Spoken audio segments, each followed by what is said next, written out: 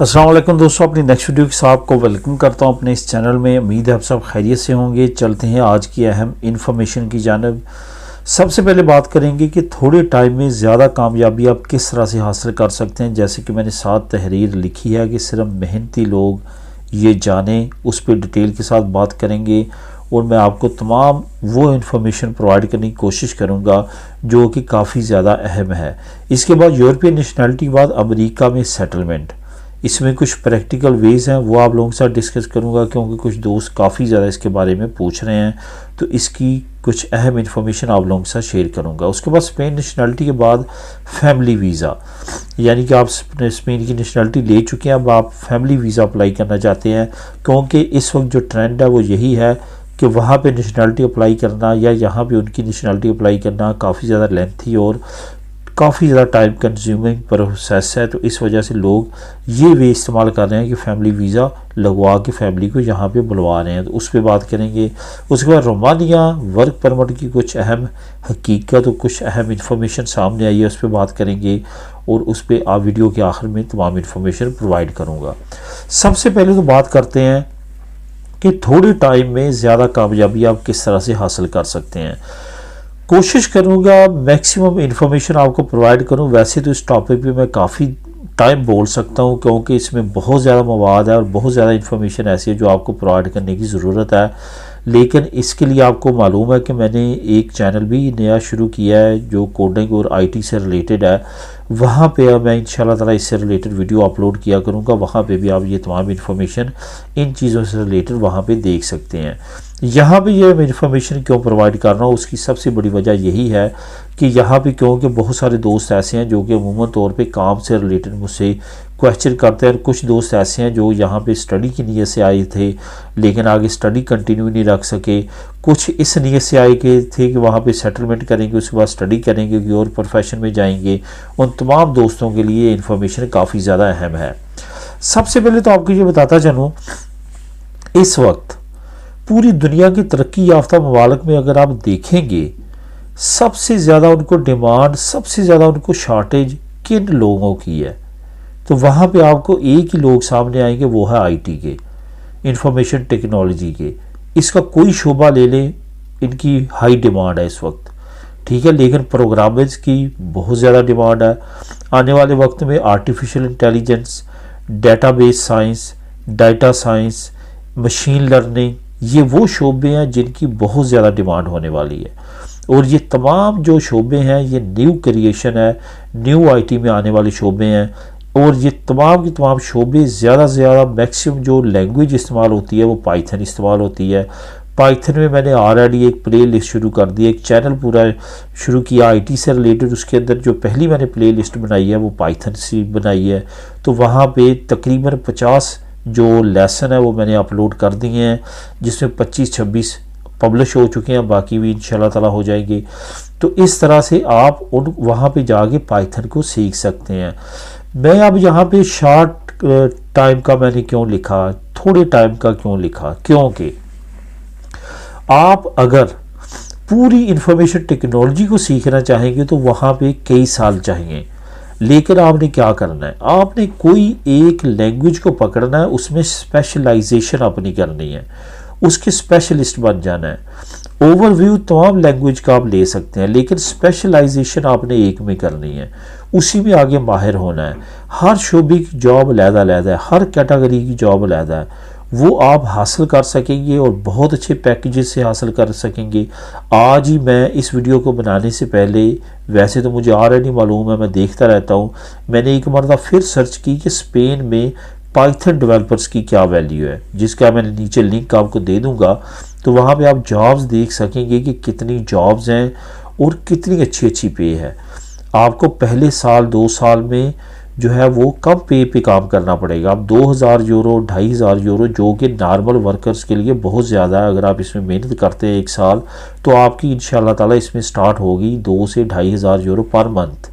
लेकिन 5 साल तक जब आप इतने ज़्यादा उसमें माहिर हो जाएंगे, और आप ज़रा खोल के देखें कि यूएसए, कनाडा में, ऑस्ट्रेलिया में, इंग्लैंड में जॉब्स की सैलरी कितनी है जब आपके पास एक्सपीरियंस हो जाता है, तो आप हैरान होंगे। $1,80,000, $1,90,000। ये याद रखें, ये टैक्स के अलावा है, यानी कि ग्रॉस सैलरी है आपकी। नेट सैलरी जो है वो टैक्सी डिडक्शन के बाद सामने आती है। तो अगर आप टैक्सी डिडक्शन करेंगे भी तो $1,90,000 अगर आप ले रहे हैं तो $1.5 तो कन्फर्म आप पर ईयर कमा सकेंगे। यानी कि इस तरह की ये फील्ड है। अगर कोई दोस्त इसमें आना चाहता है, मेहनत करना चाहता है, मेहनत बहुत ज़्यादा है, इसमें ये शक नहीं है, मेहनत करना पड़ेगी। पार्ट टाइम शुरू करें, जॉब बिल्कुल ना छोड़ें, आहिस्ता आहिस्ता आगे बढ़ते जाएं, आपको खुद ब खुद पता चलता जाएगा। तो जो मैंने नीचे आपको लिंक दिया चैनल का, वहाँ पे इसी से रिलेटेड मैं आने वाले वक्त में बेशुमार और चीज़ें शेयर करने वाला हूँ, बेशुमार और लैंग्वेज शेयर करने वाला हूँ जो कि आपको मदद देंगी आगे बढ़ने में। उसको लाजमी तौर पे सब्सक्राइब कर लें और वहाँ पे जो मैं चीज़ें अपलोड कर रहा हूँ उनको लाजमी तौर पे देखा करें, आपके फ़ायदे में रहेंगी। अब बात करते हैं यूरोपियन नेशनैलिटी के बाद अमेरिका सेटलमेंट की। काफ़ी दोस्त इस पर पूछ रहे हैं, इस पर मैं प्रैक्टिकल तरीके आपको बताऊँगा। लॉ क्या कहता है, हमारा यूएसए का लॉ क्या कहता है, यूरोपियन लॉ क्या कहता है, वो अलहदा चीज़ें जो इस वक्त लोग कर रहे हैं, जो हमारे जानने वाले हमारी कम्युनिटी के लोग कर रहे हैं, वो क्या कर रहे हैं, किस तरह सेटलमेंट वहाँ पे कर रहे हैं। सबसे पहले तो आपको बताता चलूँ, दुनिया में अगर स्पेनिश सबसे ज़्यादा कहीं किसी मुल्कों में गए हैं यूरोपीय यूनियन के बाद तो वो यूएसए ही है। यूरोपीय यूनियन में तो इनका वैसे लीगल स्टेटस है, एक तरह इनका घर है यूरोपीय यूनियन, लेकिन इसके बाहर जब ये जाते हैं तो इनको इमिग्रेंट्स के तौर पे देखा जाता है। इनको वहाँ पे डॉक्यूमेंटेशन करना पड़ती है, जैसे हम लोग यहाँ पे आए हमें करना पड़ी। तो यूएसए में सबसे ज़्यादा शिफ्ट हुए हैं और वहाँ पे जो ज़्यादातर लोग गए हैं वो आईटी की फील्ड में गए हैं, रिमोट जॉब्स में गए हैं और इस तरह की और चीज़ों में गए हैं। तो इसमें मैं आपको बताता चलूँ कि इसके अलावा अगर आप स्पेन के नेशनल हैं या आप यूरोपीय यूनियन के नेशनल हैं किसी भी मुल्क के, क्योंकि तमाम यूरोपीय यूनियन के नेशनल्स पे एक ही रिक्वायरमेंट लागू होती है और वो है ईटीए, इलेक्ट्रॉनिक ट्रैवल ऑथराइजेशन। आपको वीज़े की ज़रूरत नहीं है, वो पास करवाना, आपने यूएसए में चले जाना है। वहाँ पे आपको 6 महीने का टाइम पीरियड मिलता है। उस 6 महीने के टाइम पीरियड पे आप वहाँ पे जॉब सर्च कर सकते हैं, आप वहाँ पे सेटलमेंट कर सकते हैं। लेकिन यहाँ पे सबसे बड़ी रुकावट हम लोगों में क्या है, वो ये है कि हमारे पास कोई ऐसी स्किल ही नहीं होती जिसकी वहाँ पे डिमांड हो, जो आप वहाँ पे बेच सकें अपनी स्किल, वो आपको हायर करें। वहाँ पे भी बहुत ज़्यादा वर्कर्स की ज़रूरत है, लेकिन स्किल वर्कर्स की। आपको मालूम है कि यूरोप के भी तमाम ममालिक में लोगों की ज़रूरत है, लेकिन वो कश्तियों में जो 200, 300, 400 भर के आते हैं वो स्किल बेस नहीं होती, इस वजह से उनको ये कबूल नहीं करना चाहते। वही अगर स्किल बेस होंगे तो ये उनको खुद खुश आमदीद कहेंगे और अपनी वर्कर्स फील्ड जहाँ पे इनको ज़रूरत है वहाँ पे लगाएंगे। यही एक फ़र्क है कि आपको अपने ऊपर कुछ ना कुछ टाइम इन्वेस्टमेंट करना पड़ेगी। मनी इन्वेस्टमेंट की तो ज़रूरत नहीं है, टाइम इन्वेस्ट करना पड़ेगा अपनी स्किल को डेवलप करने पे। उसकी बेस पे आप वहाँ पे बहुत इजीली सेटलमेंट कर सकते हैं। लोग जाते हैं, वर्क अरेंज करते हैं और वहाँ पे वर्क परमिट लेते हैं और वहाँ पे सेटलमेंट करते हैं। कुछ अरसा वहाँ पे आपको स्ट्रगल करना पड़ती है, लेकिन आपका निज़ाम बेहतर हो जाता है। इसी तरह अमेरिका में, इसी तरह कनाडा में है, इसी तरह ऑस्ट्रेलिया में, और अब यूके भी इस लिस्ट में आ चुका है क्योंकि वो भी ब्रेक्सिट हो चुका है। अब बात करते हैं स्पेन नेशनैलिटी के बाद फैमिली वीज़े की। स्पेन नेशनैलिटी के बाद फैमिली वीज़ा ही बेस्ट वे है इस वक्त और यही सबसे ज़्यादा लोग कर रहे हैं। देखिए दोस्तों, यहाँ पे आपको स्पेन की नेशनैलिटी मिल चुकी है, आप पे जो घर लेने की शर्त है वो ख़त्म हो जाती है। आपके फिनांस शो करने की, सैलरी स्लिपें, अपनी इकोनॉमिकल कंडीशन शो करने की शर्त ख़त्म हो जाती है। अब आपने क्या करना है, आपने तमाम प्रोसेस सेम उसी तरह करना है, एक जैसे नॉर्मल करता है, लेकिन ये दोनों चीज़ों को एग्जम्प्ट करके आपने नोटारियो से अपनी दीनी, अपना पासपोर्ट ये टेस्ट करवाना है, वहाँ भेज देना है। उन्होंने वहाँ पे अपने डॉक्यूमेंट्स तमाम लगा के एम्बेसी में जमा करवा देना है और उसकी बेस पे आपका वहाँ पे फैमिली वीज़े का प्रोसेस होगा। फैमिली वीज़े का प्रोसेस दूसरों से ज़रा आसान है, लेकिन टाइम पीरियड का अभी हमारी कंट्रीज़ में ख़ास तौर पे समझ नहीं आती। कभी एम्बेसी 6 महीने लगाती है, कभी साल लगाती है, कभी 8 महीने लगाती है। उनके रश पे डिपेंड करता है या उनके रूल एंड रेगुलेशन पे डिपेंड करता है, लेकिन ये तरीका सेम उसी तरह से कर रहे हैं लोग जिस तरह से पहले फैमिली वीज़ा के लिए होता था। और ये अच्छा तरीका है कंपेयर टू अगर किया जाए कि वहाँ पे आप बच्चों की नेशनैलिटी जमा कराएं या यहाँ पे जमा करवाएं तो वहाँ पे कई साल पीरियड का टाइम दरकार होता है। रोमानिया के बारे में आप लोगों के साथ एक कुछ अहम इंफॉर्मेशन जो सामने आई है वो शेयर करूंगा।